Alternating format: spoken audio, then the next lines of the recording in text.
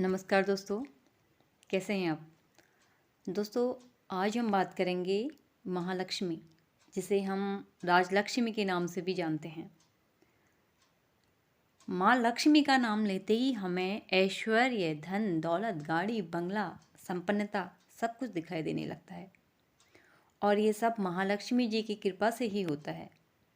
महालक्ष्मी की कृपा होने के बाद भी हमें कहीं ना कहीं डर लगा रहता है कि कहीं कुछ अशुभ ना हो जाए, कहीं हमारी महालक्ष्मी हमसे नाराज़ ना हो जाए या हमारी लक्ष्मी दूर ना हो जाए।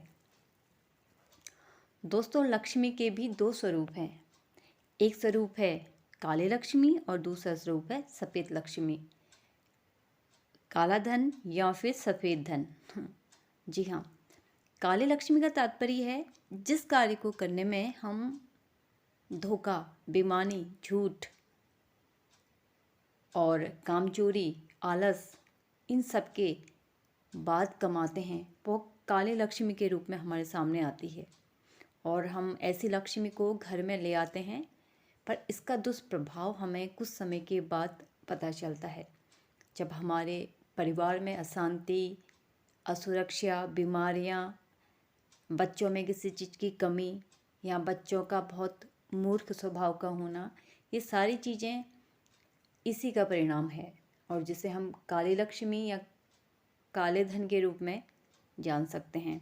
और दूसरी लक्ष्मी है सफ़ेद धन या सफ़ेद लक्ष्मी।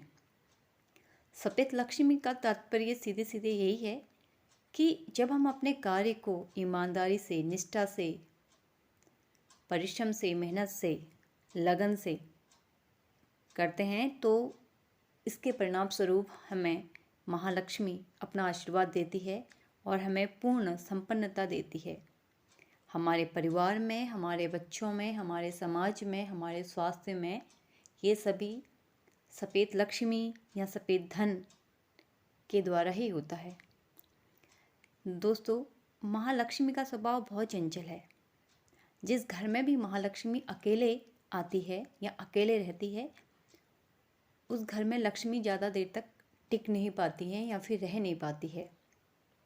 इसलिए ऐसा माना जाता है या ऐसा कहा जाता है कि महालक्ष्मी हमेशा श्री गणेश जी के साथ या फिर माँ शक्ति के साथ, माँ सरस्वती के साथ या स्वामी विष्णु के साथ विराजमान हो तो उस घर में सुख, शांति, संपन्नता बहुत लंबे समय तक बनी रहती है। क्योंकि जिस घर में सरस्वती होगी उस घर में लक्ष्मी का वास होगा ही होगा। उन्हें पता होगा कि हमें कार्य को किस प्रकार से, कहाँ पर क्या करना है, और जहाँ शक्ति होगी वहाँ पर हम अपने शक्ति का सदुपयोग करके अपनी लक्ष्मी को बचा सकते हैं। और श्री गणेश जी को तो बुद्धि का देवता माना ही गया है, तो लक्ष्मी के साथ साथ गणेश जी की आराधना करना भी बहुत ज़रूरी है, ताकि हमारे परिवार में जो भी पीढ़ी आए वह पीढ़ी आगे बढ़े, उनकी बुद्धि का विकास हो और वह महालक्ष्मी का हमेशा जाप करते रहे और अपने घर में सफ़ेद लक्ष्मी के आवागमन का स्वागत करते रहे। जी हाँ, गणेश जी बुद्धि के देवता हैं, इसलिए सभी बच्चों को गणेश जी की आराधना करने के लिए बाध्य किया जाता है, उनकी माता के द्वारा, उनके परिवार के सदस्यों के द्वारा। दोस्तों, जब लक्ष्मी जाती है ना, उसके पीछे कुछ कारण होते हैं। अगर हम इन कारणों को जान लें तो हमें समझ में आएगा कि हम अपनी महालक्ष्मी को, अपनी लक्ष्मी को किस प्रकार से लंबे समय तक अपने घर में विराजमान रख सकते हैं। नंबर 1 है, लक्ष्मी की प्राप्ति होने के बाद हमें कभी भी अभिमान नहीं होना चाहिए।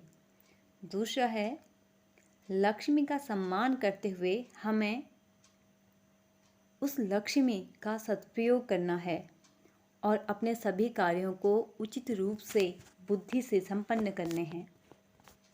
हमें लक्ष्मी को एक धरोहर के रूप में हमेशा अपने घर में रखना है और उसका उपयोग समाज हित में, राष्ट्र हित में, राज्य हित में करना है और अच्छे कार्यों को हमेशा प्रोत्साहन देना है ताकि हमारे कार्य संपन्न हो। लक्ष्मी जितनी जल्दी आती है अगर हम उसका सदुपयोग ना करें तो वह उतनी जल्दी चली भी जाती है। इसलिए अनावश्यक चीज़ों की खरीदारी से हम अपने धन को बचाएं, अपने धन को सुरक्षित रखें। किसी भी कार्य को संपन्न करने के लिए धन यानी कि अर्थ की ज़रूरत होती है, क्योंकि बिना धन के कोई भी कार्य संपन्न नहीं हो सकता है। और हम किसी भी कार्य को शुरू तभी कर सकते हैं जब हमारे पास महालक्ष्मी की कृपा हो। सभी अपने कार्य को महालक्ष्मी के नाम से ही आरंभ करते हैं और गणेश जी की पूजा भी साथ में की जाती है। अपने व्यापार को आगे बढ़ाने के लिए, अपने परिवार को आगे बढ़ाने के लिए, अपनी बुद्धि को आगे बढ़ाने के लिए महालक्ष्मी के साथ गणेश जी और महालक्ष्मी दोनों की पूजा की जाती है। अपनी समृद्धि को बचाने के लिए हमें इन सभी बातों का ध्यान रखना होगा, ताकि हमारे घर में, हमारे परिवार में सुख शांति, संपन्नता, ये सारी चीज़ें बने रहे। दोस्तों, अगर आपको ये बातें अच्छी लगती हैं तो इसे लाइक कीजिए, शेयर कीजिए, सब्सक्राइब कीजिए। धन्यवाद।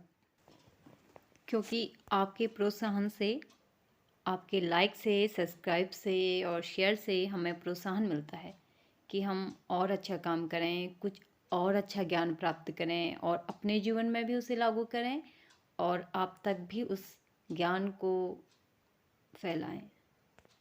जी हाँ, आपने इस वीडियो को सुना, इसको समझा, जाना, इसलिए आपका बहुत बहुत धन्यवाद। Thank you.